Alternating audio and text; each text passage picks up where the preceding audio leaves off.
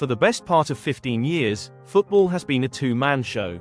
And now, the post-Messi-Ronaldo Ballon d'Or landscape looks like an open market again, with Ousmane Dembele's Ballon d'Or win being the unadulterated proof of the fact. Since 2018, we've seen Modric, Benzema, Rodri, and now Dembele.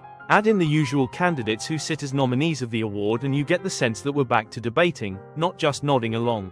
You could make arguments for 2 or 3 different players each year, and honestly, it feels a bit boring. Not bad, not worse, just ordinary, like going from eating cake every day to suddenly being handed a perfectly good apple. Healthy, refreshing, but somehow disappointing. Football used to be cyclical. Players had a peak, maybe 3 or 4 years at the top, then someone else came along. Some years it was Kaká, some years Cannavaro, sometimes even Michael Owen, yes, he of half a step quicker than Heskey.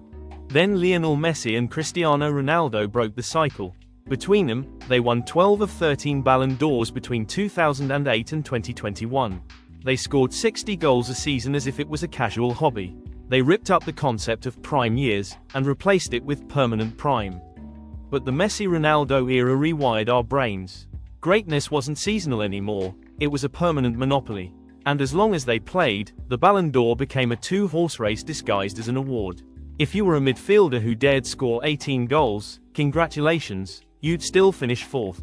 If you were a striker who carried your nation to a World Cup final, unlucky you. You were born in the wrong decade.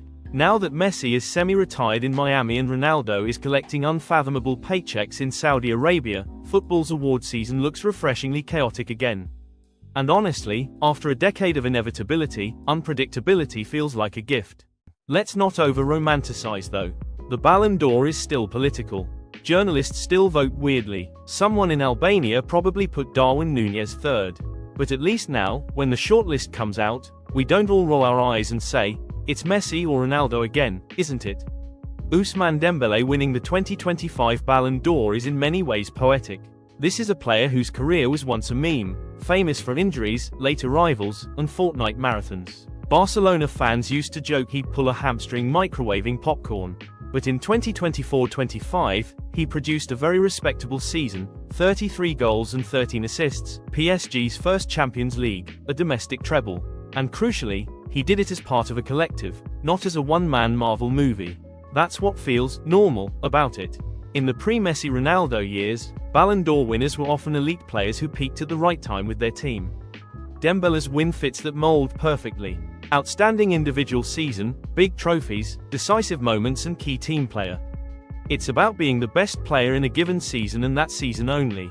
Not just because you're a familiar face. That's how it always used to be. More importantly, instead of 2 players hoarding every trophy and record, we've now got a spread of stars with residency in these award conversations. Mbappe, Haaland, Vinicius, Bellingham, Salah, Dembele, Yamal, and so on. The Ballon d'Or feels open again. Champions League top scorers vary year to year. What's left is a football landscape that looks familiar, like the pre-2008 era. In other words, football has reset to its default mode. Competitive, unpredictable, and, dare I say, slightly boring. Because after a decade of constant Messi-Ronaldo comparisons, the normal mess of multiple stars just doesn't feel as cinematic. Part of it is psychology. With Messi and Ronaldo, you had a ready-made storyline, 2 men, same generation, polar opposite styles. Messi, the humble dribbling prodigy from La Masia, Ronaldo, the proud self-made machine sculpted in the gym. It was Batman versus Superman, Federer versus Nadal, Coke versus Pepsi. Now, the current rivalries don't line up neatly.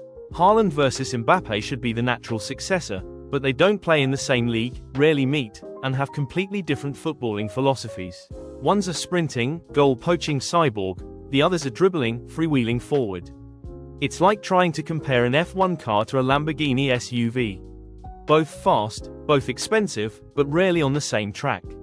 Even the younger names, Lamine Yamal, Endrick, Gavi, Musiala, are brilliant but not quite framed as rivals yet. Without that central binary, the narrative feels fragmented. And football fans, whether they admit it or not, love a binary. It's why every conversation ends up being reduced to, X player is clear of Y.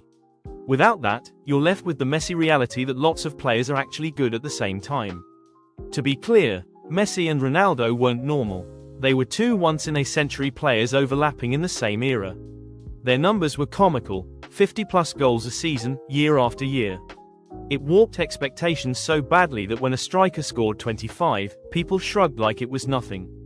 That's another reason it feels boring. Messi and Ronaldo warped our expectations of numbers.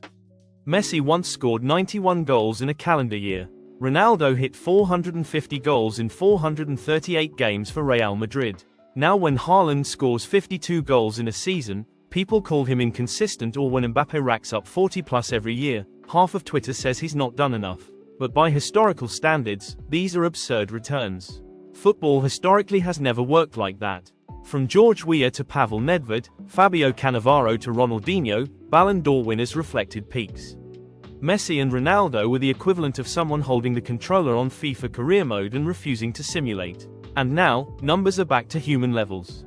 When Dembele scores 33, it feels extraordinary, not routine, not underwhelming compared to 2012 Messi. Dembele's Ballon d'Or isn't the only sign that normality has returned. Other factors such as positional variety are indicative as well. Midfielders and defenders have a shot again. That wouldn't have happened in peak Messi-Ronaldo years. International tournaments now swing the balance again. Think of Messi's 2021 Copa America, or even Yamal's Nations League breakout influencing future debates. During Messi-Ronaldo dominance, even major international wins often didn't matter. Also club balance. The award isn't confined to Barcelona and Real Madrid anymore.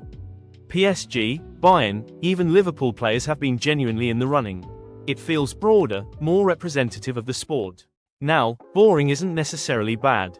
The Messi-Ronaldo era was thrilling, but it also distorted reality. Players like Iniesta, Lewandowski, Xavi, Ribéry, and countless others were denied Ballon d'Or because two aliens hogged the spotlight. Now, multiple players get recognition. The Ballon d'Or in recent years has gone to Benzema, Modric, Messi again, but with wider discussions.